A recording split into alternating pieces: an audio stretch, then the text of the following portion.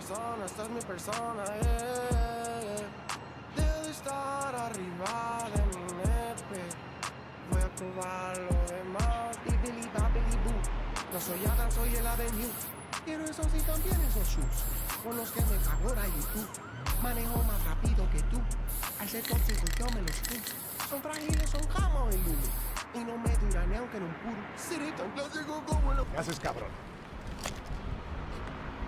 ¿Te quedó claro? Tú vas a tener madre, chamaco. ¿Eh? ¿No has visto lo que les pasó? ¿Eh?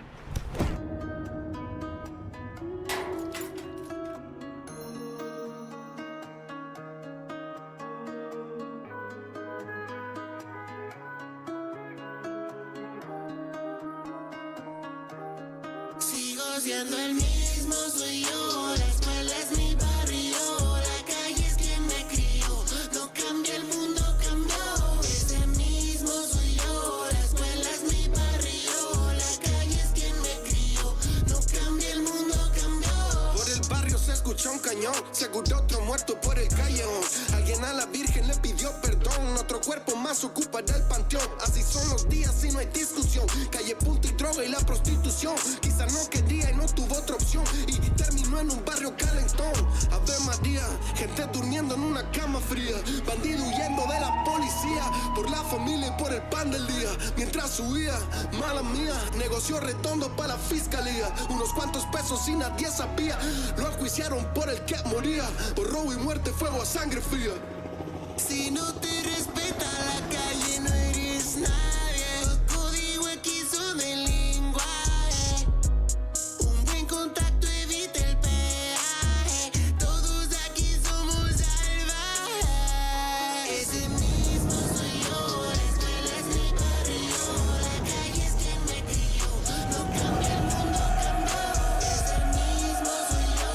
La escuela es mi barrio, la calle es quien me crió. No cambia, el mundo cambió. Peligro latente por todos los barrios. Tener mente fría ahora es necesario. Se tienen huevos o se tiene ovario. Donde la víctima ahora es victimario. Ya nadie se deja, todo el mundo arico parando la oreja. La muerte acecha para el que se apendea. El ladrón tirado muerto ahí en la acera, y el culpable justo irá a la reja. Nadie sabe quién más va a seguir. Aquí nadie tiene ya miedo a morir. En la selva todos quieren sobresalir, pero en mi casa nadie más va a sufrir. Sigo siendo el mismo, soy yo. La escuela es mi barrio, la calle es quien me crió. No cambia, el mundo cambió. Ese mismo soy yo. La escuela es mi barrio, la calle es quien me crió. No cambia, el mundo cambió. Para los homies, para todos los amigos, los compas, los colegas, los conocidos en el barrio y sus familias.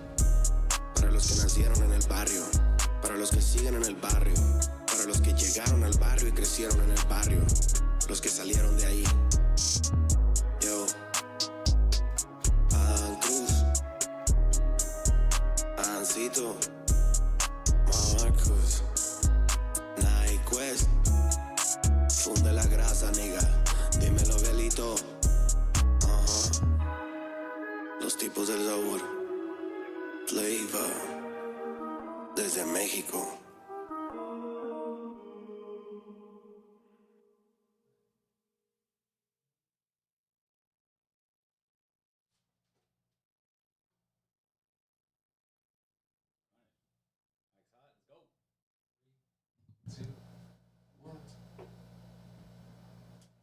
That's what I'm talking about, Chris. That's just banging, homeboy.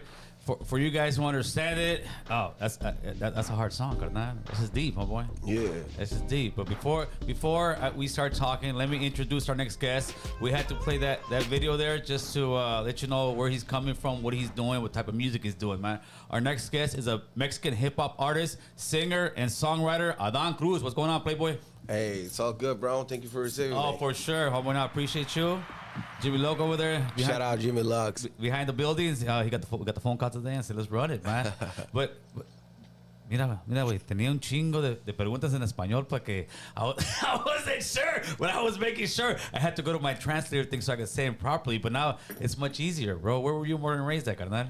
I was born in Monterrey City. That's in north of Mexico. In Monterrey, dicen. Yeah, That's Monterrey. I grew up there. When I was 21, I moved to Mexico City, and I lived there for 7 years. And I went to leave to San Luis Potosí. San Luis Potosí. I lived there like for 11 months. After that, I lived in Mexico for a few months again, and then I moved to Cuernavaca. Then I went back to Monterrey in 2019, and I've been in Monterrey since then. So you went to a lot of different cities. How many years were you in Mexico City? Huh? How many years were you in Mexico City? I was 21. Okay. Yeah. So which one do you consider home? Or do you consider a little bit of all? You left a little bit of peace everywhere. I consider home Mexico City too. I go very often. Like I usually spend the time the whole year there. So What's the difference between Monterrey and Mexico City? Talk to me. well, Monterrey is as warm as fuck. Mexico City is cooler. There's a bunch of people from all around the world in Mexico. Yeah, you right. know, in Mexico City. Yeah. So the culture is diversified, and it's like more open-minded in the society. More you know what I'm liberals saying? out there. More liberal out there. Yeah, more liberal. Monterrey, but where you come from, is it a city, rancho? How is it? It's a big rancho, but it's the second biggest city in Mexico. Okay, so it's not. And there's where the money at. Oh, you all know? right. So what made you go from Monterey to Mexico City? What was the transition like? I just went there to record my EP 10 years that's ago. when you started doing your thing. No, I had already like 10 years making music. Okay. But I was like a little kid, you know. So I went to Mexico City to record my EP called Ruido Silencio Yo in 2014. I just stayed there, you know. They offered me a deal. I was lucky, so I stayed there. That's you know? right. Now, how did you get They say if you go to Mexico City and then you go back home, is that you didn't make it. So Mexico City is like when they say if you go to New York, you can make it anywhere. Type shit, yeah. That's right. Uh-huh. Now, when you were a kid, what's the music you're listening to? I was listening to rock music because Okay. of my dad. Yeah, Beatles, all that kind of shit. You know, Guns N' Roses. That's beautiful And music. I really like it. Yeah, you for know, sure. My dad is a musician. I mean, he's not as a professionist. He's a doctor. You know, he's a Okay. dentist and he's a medical doctor. And my oldest brother, he's a musician too. Right. But he was listening to heavy metal and punk rock and all that. So I started like fucking with punk rock, Misfits, you know, MXPX, NoFX. That's right. Sex Pistols, The Clash. Man, You know what I'm saying? Homie, that old school stuff. Yeah, a bunch of groups, you know, Kiss. So you did know. they influence you on some of your music and style, you believe? Yeah, for sure. That's You know, right. I'm a melodic rapper. That's right. And it's because I come from the hooks, you know. I come from the melodic shit, you know, in the music industry. And then I discovered rap music. I mean, I cannot say when because like there's a lot of bands that they've been rapping, but it's not a rap band. You know what I'm saying? Yes. Like for example, Papa Roach. I can tell like it's like Yeah, for sure. they rapping or you know who else? Reigns Against the Machine. Yeah. The Machine. I don't know. You remember the Mambo Number 5? Yes, absolutely. That sounds like a rap thing in a mambo. 1, 2, Yeah. everybody on the it sounds like an old rap, you yeah, know. for sure. So I was fucking with that type of music when I was 4 or 5 years old. Okay, so You know you're what I'm listening saying? and stuff. Yeah.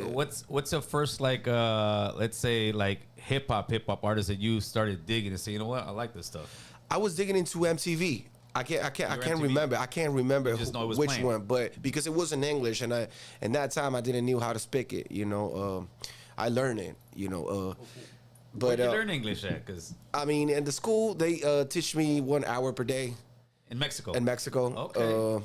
And thank God my brothers used to read subtitles all the time. We never watch translated movies. Like we make fun about it, you know, because translations out there are whack. You know what I'm saying? it doesn't come through the same way if you know the language. it's so funny, man. Like for example, if the movie is called It, you know the clown, right? Uh-huh. It, they will translate it like El payaso asesino. 2. La película. 3. El regreso. They add like a whole fucking world to the title. It's not that it. You know what I'm saying? Facts, brother. So, Yes, I learned it like that, and you know, reading the video games, reading the movie subtitles, and practicing it, just talking. When was the first time you came to the States from Mexico? How old were you? Ooh, I was a baby. I was a little baby. Okay, so you've been coming since that long. No, because I used to come a lot to McAllen, to Houston, South Padre Island, Orlando, just to make groceries, you know what I'm saying? Simon. As a tourist. But I was a kid. Like, I remember one day I was in the road with my parents, and I was like, hey, Dad, does the birds sing in English out here? I was questioning myself. Of course. That type of shit, But when I was 9 years old, my visa just, how do you say, expired. Yes. And I never came back for 20 years. So last year, 2023, I came back. They give me my visa again. Like, I did the tramite. How do you call that? Tramite? I'm not sure which one it is. The process. I did the process. They gave it to me. Okay. They gave it to me, and I started coming back like last year. How you like it over here, bro? Ooh, LA is one of my goals. I was talking about that earlier. Right. Like LA is one of my cities that I always dream for. You know. Are you coming here? You're actually gonna perform here pretty soon, I'm right? performing next Saturday. Hey, you gonna pull up? What's next? Oh, next Saturday. Oh no, this Saturday. This Saturday. This is short notice, bro. You're lucky you're here today. Be Real is performing out there too. Yeah, where you guys performing at? Give us a little bit of that.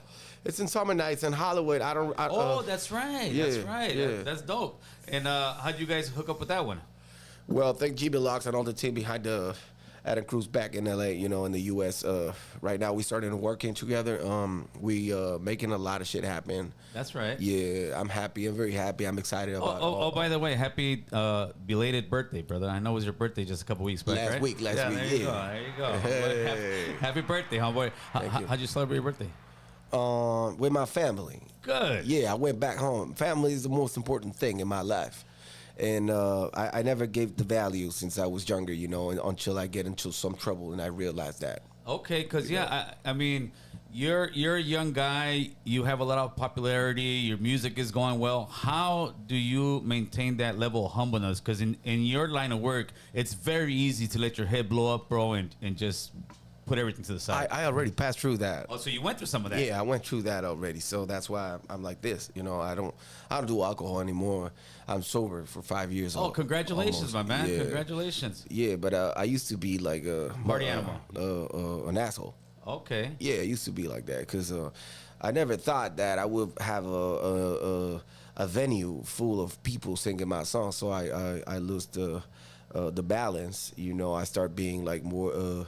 Arrogant? Arrogant. I started using drugs and all that, so I started being arrogant, until I lose the floor, Right. So I need to recover back and, learn how to stand on my feet again.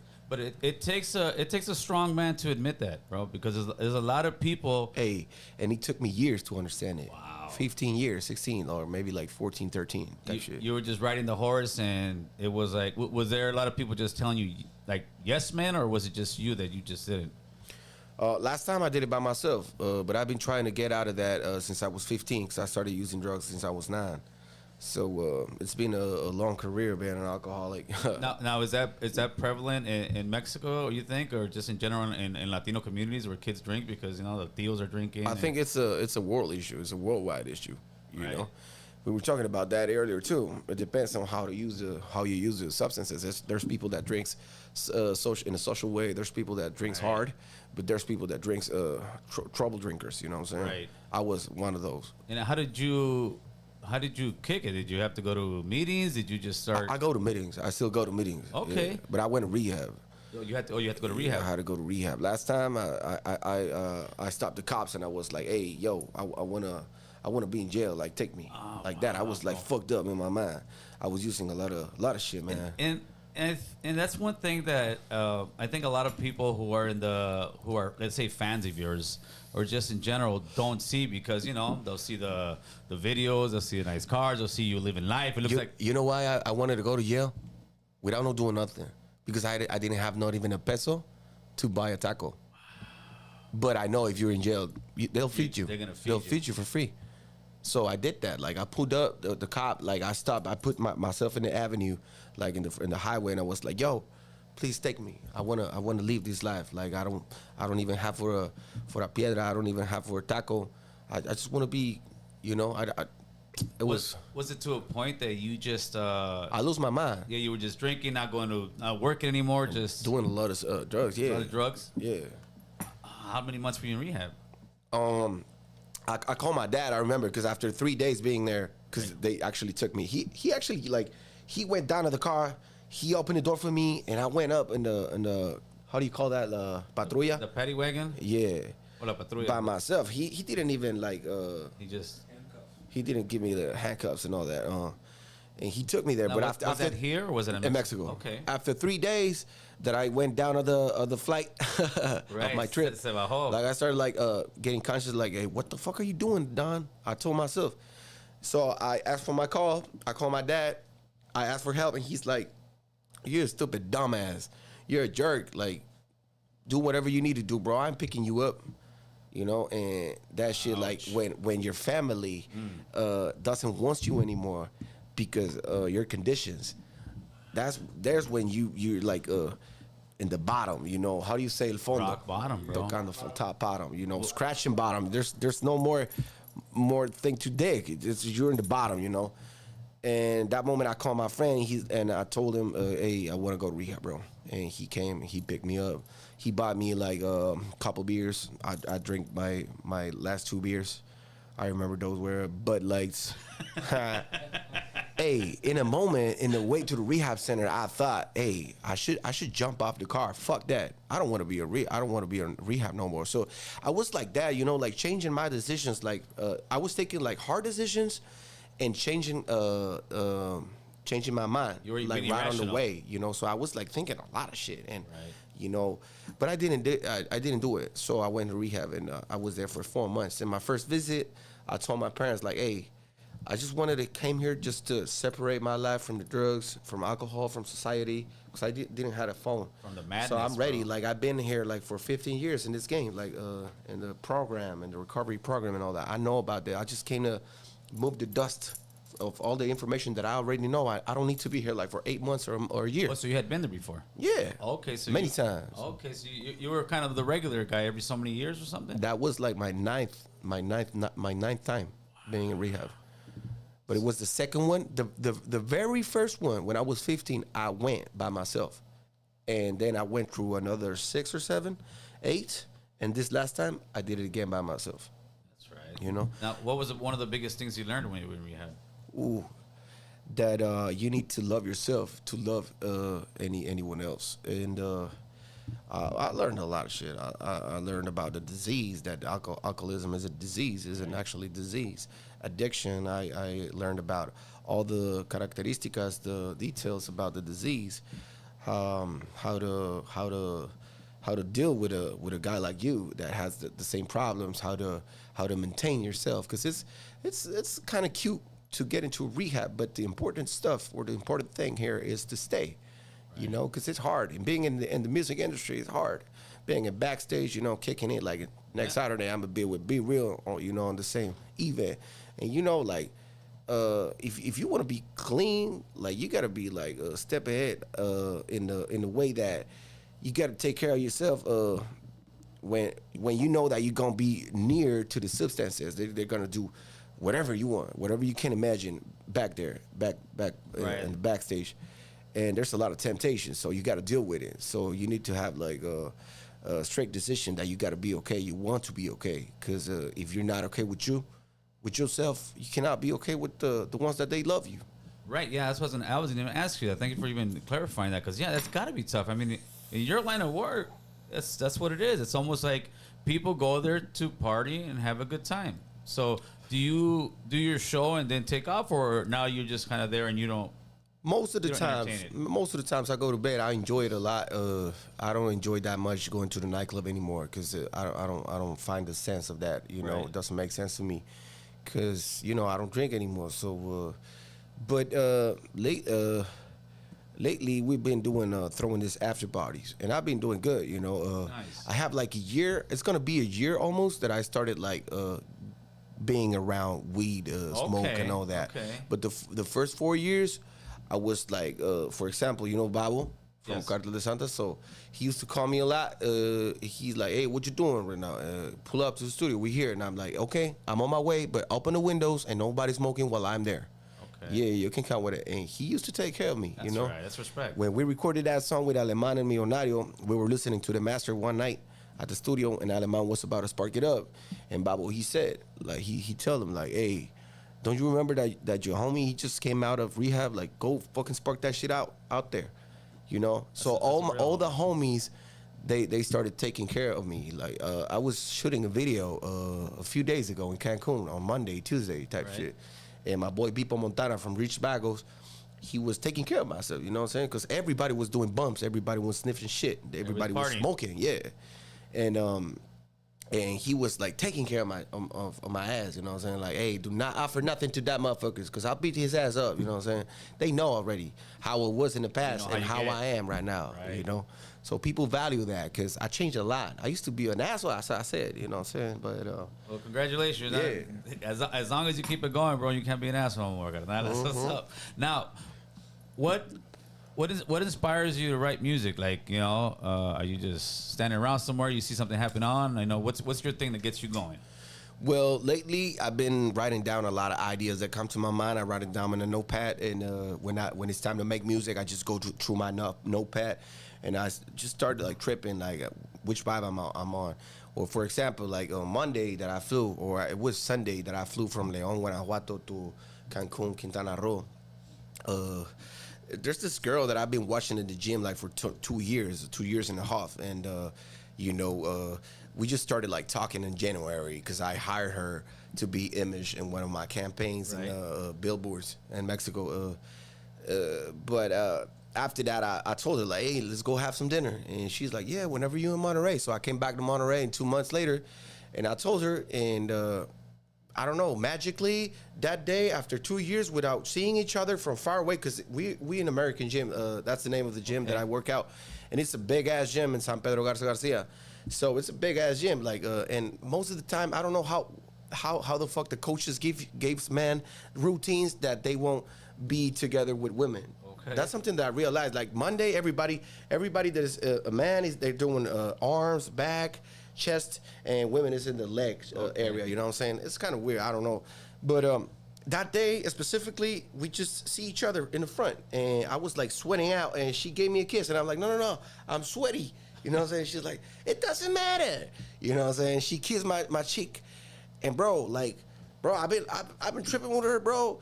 And she was like, hey, what you doing tonight? And I'm like, I don't know. My cousin just came out from South Africa. She came back, and I want to see her in the afternoon. But after that, I'm free. Oh, let's do something. So I texted her, and I'm like, hey, because I started thinking, like, any motherfucking douchebag will invite her to have some dinner. So I got to be more original. So I said, let's take her to the comedy house. How do you call that? Yeah, the comedy house. To the comedy house. So I told her that, hey, let's go to the comedy house. I have a reservation already. She didn't reply back until 10 p.m. and I texted her like at 12:30 p.m. So after 10 hours later, she's like, oh, sorry, I was very busy and I fell asleep because I'm tired. And I'm like, fuck that. So that disappointed me, bro. So that was like in March, right? More or less, or May type shit. And so I write a song to her that it's called Dejémoslo Así. Let's just live it like that. And the song talks about I should have not met you. I should have not see you. Let's just live it like that, because even if we met, we're gonna fuck it up. And I thought about it because there was this guy, Jonas from Guadalajara. He texted me. He's like, hey, I want to shoot a music video for you, dog, for free. Just pay the expenses, and that's it. And I'm like, I'm down. Which one you want to work out? And I'm like, I have this one. And he liked it. And he's like, okay, we're going to need a model. And I was like, all right, let me see if I can get the one that I write the song for. And I told her like 2 months ago or a month and a half ago. And she like, okay, what's the budget? And I'm like, I'm gonna fly you to Guadalajara and I can give you 10,000. And she's like, what about 20? And I'm like, yeah, I'm down. Like, I'm down. Like, I'm definitely down. Like, whatever you want, I don't care. Okay, I will let you know. When do you want to shoot? It's next Wednesday. That was like Wednesday. And then Thursday, Friday, Saturday, Sunday, and Sunday I started looking for some other model because I was like, this bitch is gonna not replying anymore. On Monday, she's like, hey, are your proposal is on her fit and it's fit still? And I'm like, yeah, why not? And I already had like some other options, but I didn't give a fuck. Like I could cancel them. So I told her, yeah, you coming? And she's like, yeah, I'm coming. So I booked the ticket. I took her to Guadalajara. And we shoot the video. I don't know why the fuck are we talking about this? Oh, because I was asking about where you get the inspiration, bro. Oh, so this is your inspiration. Yeah, that's the inspiration. Keep going. Yeah, that's the inspiration. Hey, we spent like 3 days together. We stay, and I asked her like, hey, you want your own hotel or you can stay in my apartment? She's like, I'll stay with you. Okay, I have a room for you. So I gave her a room, but we spent time together. So we started like meeting each other a little bit more. But after that, like until. I think that we did a connection, you know what I'm saying? But where's she at now, fool? I don't know. Hey, you need to know, la conexión no pasó, güey. No, it actually happened because. But that's where you get your inspiration from, stuff like that, from life, real life. I was telling you, in the flight from Leon to Cancun, I downloaded the beat and I started writing another song on her, you know. She inspired me to do it, you know, and I just recorded it in Cancun like around 3 a.m. But she's ghosting you right now. Yeah. No, she actually is doing that. I don't know if she's looking for more attention or maybe she's with someone else. You know what I'm saying? But it's still inspiration either way. Now, when did you originally find out yourself that you had a talent for music, just in general? Oh, since I have memory. Since you were a kid? Yeah, because you remember I told you my dad is a musician? Yeah, for sure. So on Christmas and birthday, he will pull down the PVs. You know PV? No, what's that? That's the brand. Okay. I don't know if it's still they still banging or not. PV's like an old brand for speakers. Okay. So my dad used to have like this big ass speakers like this size. Right. He had a pair, and he used to play keys. He plays piano. He plays all the instruments. So I remember my dad. He works from Monday to Friday. Sometimes Saturdays in the morning too. Right.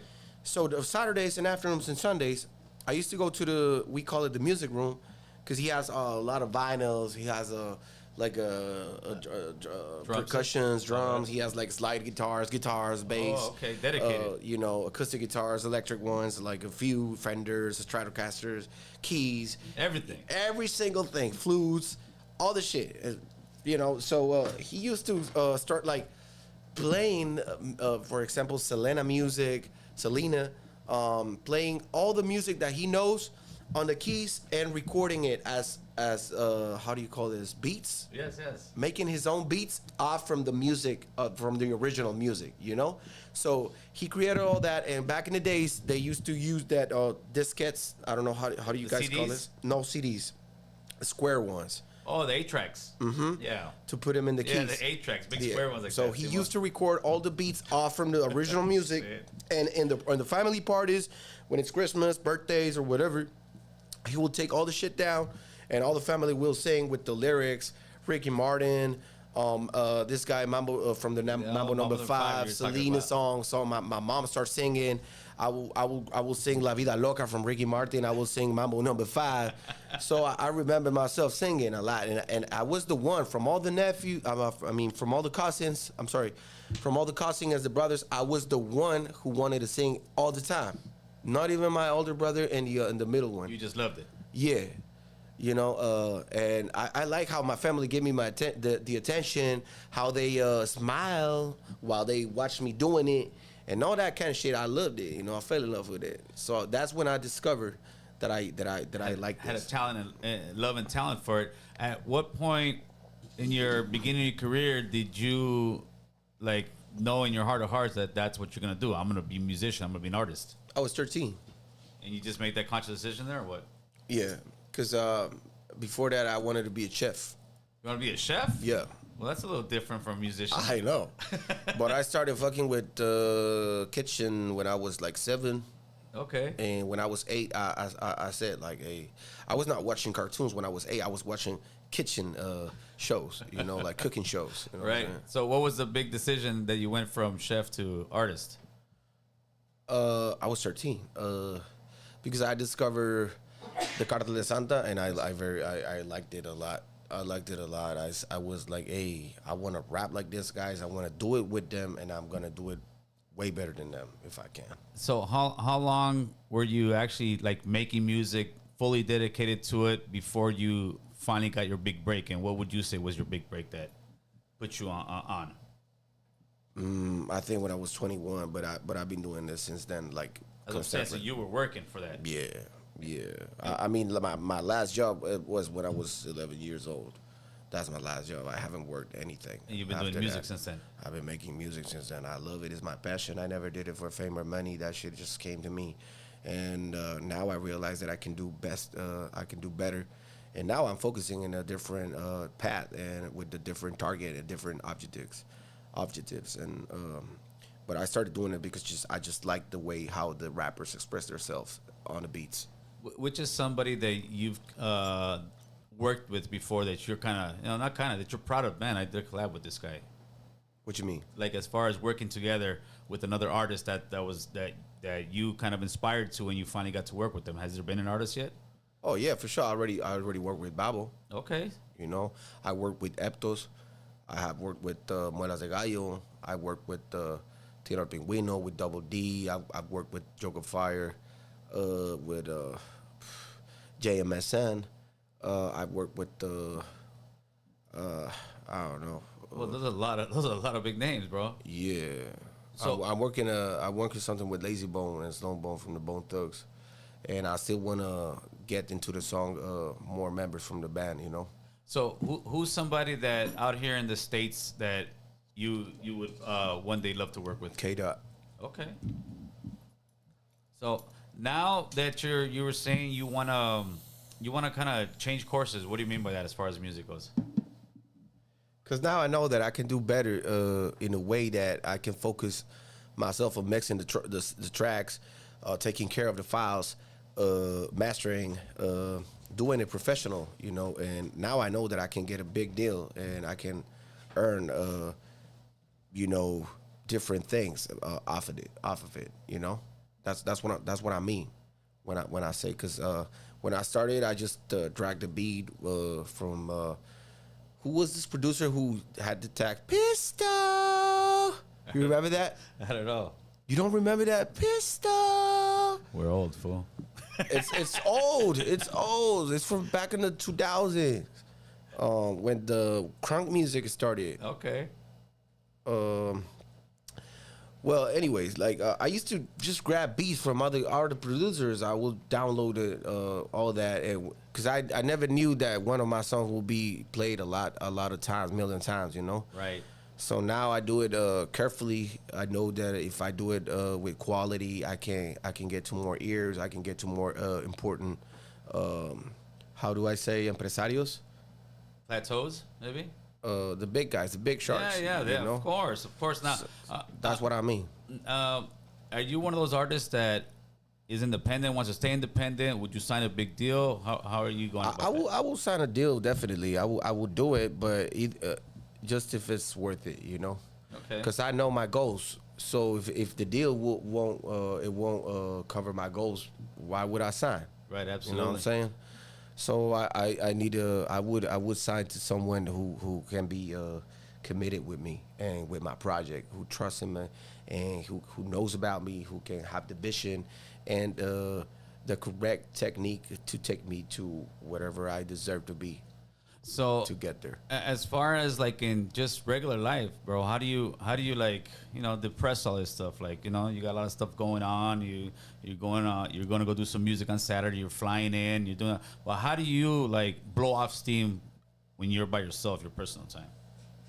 I don't listen to no music. Only when I'm driving. Like, I'm a peaceful guy. I prefer to play like meditation sounds. Or I value a lot the silence. It's not because I'm an artist. I'll be playing music all day long. because that's what I do. You know, I'm in the studio with the big speakers, so I take care of my ears. You know, I'm not listening to the music all the time. You know what I'm saying? And I try not to listen to anyone else, so I can stick to my shit. You know, so I'm always. Right. Sometimes it's kind of non-comfortable to be kicking it with my friends in the car, because I don't know if they actually like my shit. Because my friends, Right. I mean, most of them, I don't know if they listen to me or not, bro. You know, they're just my friends, you know what I'm saying? That's cool, So it's bro. kind of crazy because they go into my car and I start playing and I start feeling like, are these motherfuckers are thinking if I'm presumiendo or some shit? You know what I'm saying? But you just listen to your stuff. I just listen to my stuff that it hasn't come out. That way, also I get that because then people think, oh, you're biting my stuff for this, but you're like, nah, bro, this is my own stuff. Yeah, I'm just trying to stick to my shit. And- So I don't want to stick to any other. But the amigos don't ever get pissed off, like, dude, change this shit already. We want something else, bro. Sometimes, but I don't obey that shit. You know what I'm saying? Like, no, fuck you, man. Like, Now, you have multiple videos with millions of views. Do you still feel the same way? Like, I'm sure when you first got your first video and hit 1 million views, it had to be a certain feeling to it. Do you kind of respect it that much more? I know it's harder nowadays. It's harder. And I did a bunch of stuff in my channel before, so I don't know if I'm shadow banned or not because Right. my algorithm went down a lot. Like I used to do, I don't know, at the time when I was 21, I remembered I used to upload a video and have 100 views, and one day now I'm making like 30,000, 40,000 one day. And I don't know if it's because the politics in YouTube, they changed a lot, and I had a lot of videos doing a lot of shit that is not allowed anymore. So Oh, that's right. They changed their policies, right? yeah, so I don't know their policies yet. I don't feel the same excited. I remember when I did my first 100, but I did a song of it. There's a song that I just did, and it says, I remember when I did my 100 plays, and then we did 1,000, then we did 1 million, and now we're here, you know?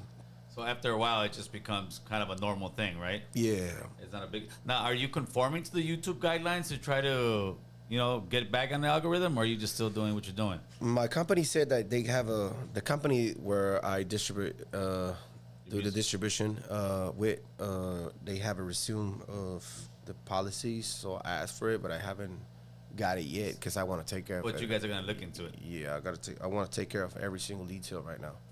What's one of the biggest things you would tell a young artist trying to come in the game as far as advice?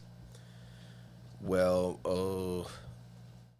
stick to your vision, trust in yourself, turn those bad commentaries or comments from other people that will say, "Hey, you're not gonna make it," into motivation to make it happen.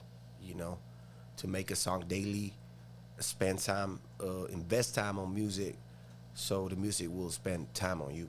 That's what I will say. Has there ever been a time that you were just kind of, tired of music and wanted to step away from it? Never.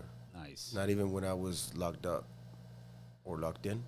Yeah, a little bit. Yeah, locked a little bit of both. Not even like, when I was locked up, I realized that people, they won't give the value to a notebook or a pen. They will say, "Oh, it's a fucking $1 notebook. Oh, it's a 50-cent pen." They throw it away like that. They don't care. They have it underneath their car seats. Right. And to me, a notebook and a pen is a fucking treasure. Wow. You know what I'm saying? That's gold. It's like how do you call a chequera? You know what a chequera is? The checkbook. Okay. Where they give you Yeah. payments. Yeah. Okay. That's what a notebook is for me. Like you, yeah, like that. That's your bread and butter, but that's also how you express yourself. Yeah, I discovered that. So the music has never let me down. Even when I was in jail, like there was people with speakers, and you can rent memory cards where they have beats, and you can get notebooks in there and pens, and I still make music off it, Now, I saw some articles. They called you also pop. Now, what do you consider yourself? Hip hop, pop, singer, or all of the above? I'm an artist. I'm a hip hop artist. I'm experimental, and I think my music became popular. So pop is popular. You know what I'm saying? That's right. So it could be whatever.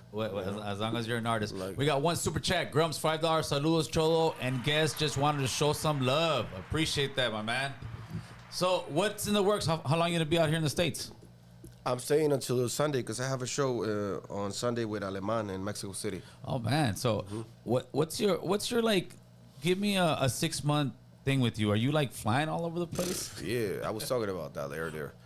I used to sleep I sleep in the plane a lot.